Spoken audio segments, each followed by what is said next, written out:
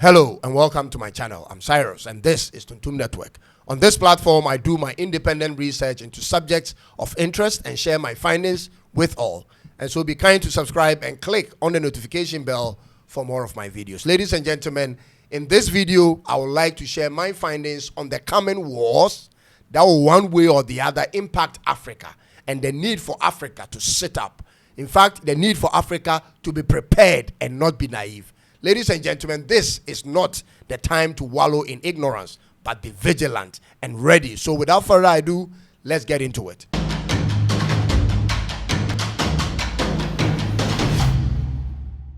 Last night on the internet, for the first time in 34 years, I saw the United States do what they have not done in decades. The United States government, on their National Flag Day, held a major military parade, which saw the President Trump stand to salute their soldiers. We always see countries in Asia and in Russia put up these types of parades. Until now, ladies and gentlemen, what has changed and why is America putting up such a show of their ground soldiers, their air fighters and their tanks? What is coming and why this after 34 years? Ladies and gentlemen, if you are watching me today, I don't want to sound like a fearmonger, but I want you to know that war is on the horizon. You see, since 1945, when the Second World War ended and the United Nations was formed, we thought peace was guaranteed. We thought the war machines had been beaten into farm plows and some level of peace was being realized all across the world until now. This year marks the 80th year since the Second World War ended, and for the first time in that 8 decades, the world's war machines seem to be powered back again. As I speak with you now, 9 wars are ongoing in the world, ladies and gentlemen. The first is Russia-Ukraine war, Israel-Hamas-Palestine war, Sudan civil war, Myanmar civil war, Ethiopian conflict, Sahel insurgencies, Yemen civil war, Syrian civil war, and the war in Somalia. All these happening simultaneously. And now war between Israel and Iran just got started. In addition to these wars are diverse unrest in different parts of the world. The truth is, the circumstances that caused the First and the Second World Wars are way simpler and smaller as compared to the circumstances behind the wars around the world today. Meaning, ladies and gentlemen, that we are more prone to world wars now than ever before due to the current circumstances. You have religious extremism, which is going to trigger a huge war across the world very soon. And you have internal civil conflict, even in a country like the USA. You have wars of differences in ideology and wars for the political control of the world. Then there is a war for resource capturing and territorial control. Ladies and gentlemen, Africa is currently being dragged into these wars by way of voting rights at the United Nations. The Middle East is doing so much with money in Africa to manipulate and bribe our leaders into voting in their favor. And so is the West using every ounce of economic and financial tactic to manipulate our leaders. Ladies and gentlemen, one way or the other, we are going to be implicated because of who we supported or who we did not support. And my question is, are we ready? Africa, are we ready? Are we ready to fend for ourselves in the midst of the coming chaos? Let me bring you up to speed with what Africa will look like should there be a global war in terms of financial sovereignty for Africa. Africa's ability to move money during global wars or during a shutdown of international banking system will be severely limited. For every African country that's connected with any of the payment networks like Visa and MasterCard will immediately be impacted. For every African country whose economy depends on foreign remittances for survival will be gravely impacted. And the number of African countries on that list are many. There are countries in Africa where more than 10% of their GDP actually depends on remittances from their families in the diaspora.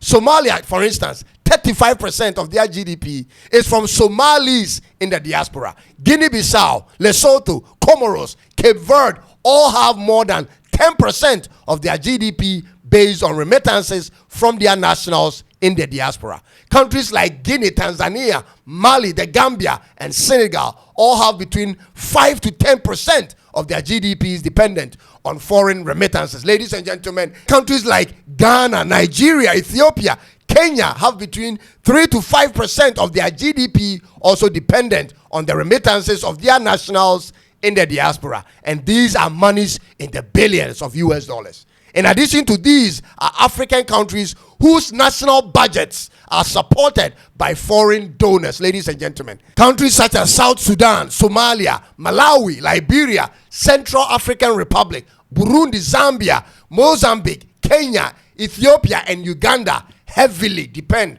on foreign donors or aids in one way or the other to balance their annual budgets. Ladies and gentlemen, what happens when these sources of funds are cut off? The coming wars are inevitable. Don't be misinformed. It's only a matter of when.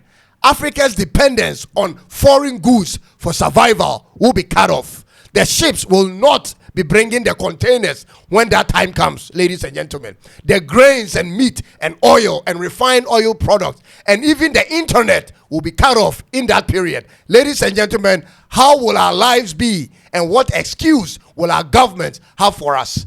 These are the questions to ask.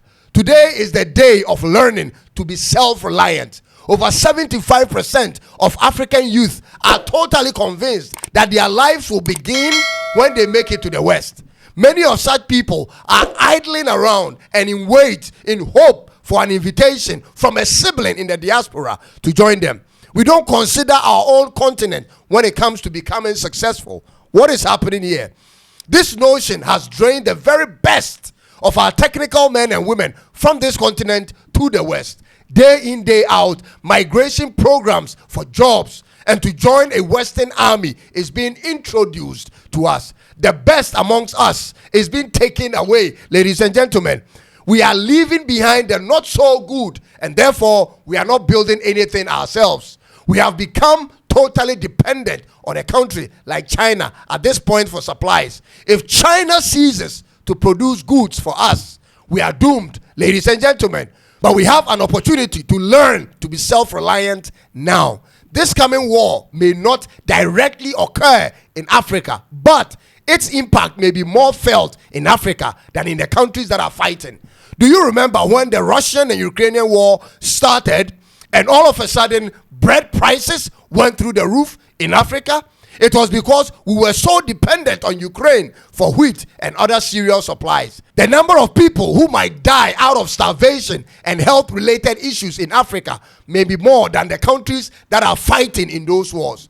Our pharmaceuticals are heavily dependent on other countries. What is happening?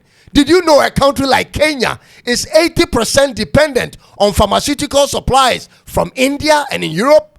So what will happen to the people of Kenya when that should happen, when there is a war globally, ladies and gentlemen?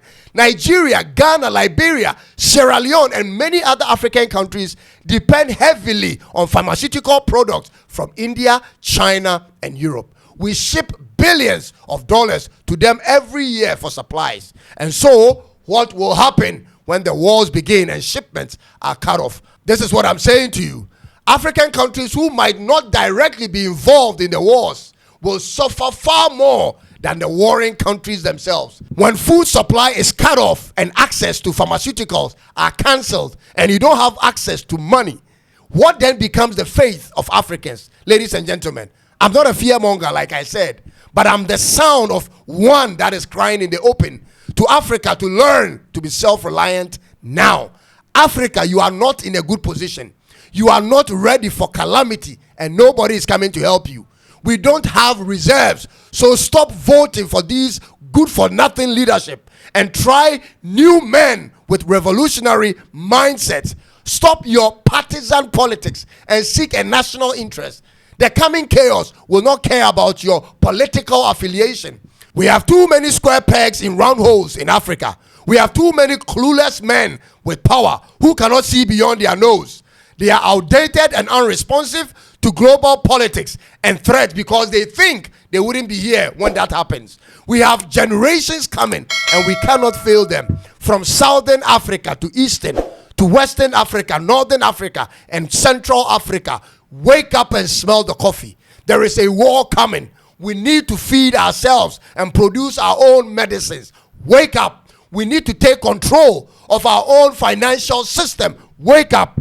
We cannot suffer for the greed of other countries. We cannot. We cannot do that, ladies and gentlemen. But we can choose to be self-reliant. We have all of it here and we can develop them. Let's not waste any more time daydreaming about moving overseas. This is our land and our home. Let's invest right here and make it into what we see elsewhere. This is the generation that will make this a reality in Africa. And so, don't sit aloof in your small corner in any part of the continent. Get involved and move the needle wherever possible, whether in politics, agro-business, fashion, production, manufacturing, or in sport. Do something to contribute to this movement. Put your name on the map, for nothing can stop you. I love this continent and I hope you share in the same feelings with me. It's time, ladies and gentlemen. It is time. It is time to rise up to the occasion in Africa to develop our own land with discipline and hard work. Ladies and gentlemen, thank you so much for watching and sharing. Help us to reach as many Africans as possible. This revolution is here and must continue. I'll come your way again with another one. Stay alive and motivated. Until then, God bless Africa, and it's bye-bye for now.